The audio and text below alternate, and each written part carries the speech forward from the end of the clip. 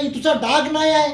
आणि नुसते तुकाराम महाराज ज्ञानेश्वर महाराज तुकाराम महाराज ज्ञानेश्वर महाराज इतके पैसे असेल 50,000 1,00,000 असेल तरी आम्ही कार्यक्रमाला येतो. कशाला पाहिजे 50 टाळकरी तुम्हाला?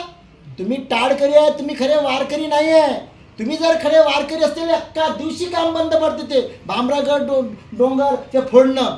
कारण त्यांना सरकारना माहीत आहे हे लाचार झालेले आहे.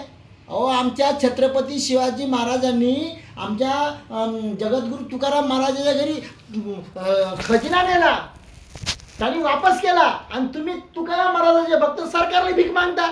तुम्ही वारकरी होऊ शकता का? गळ्यात माळ घातली, कपडे घातले, हे घातलं म्हणजे काय झाला का वारकरी? अहो हे आमची कमकुवतपणा आहे. फक्त तालुका जरी पेटून उठला, एक तालुका तुमचा जो खेड तालुका, तरी सरकारला दखल घ्यावं लागल.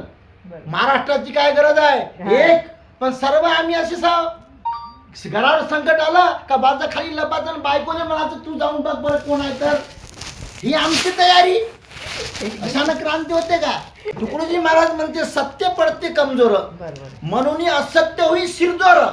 यासाठी सत्याने व्हावे कठोर, सामर्थ्यशाली सेवेसाठी.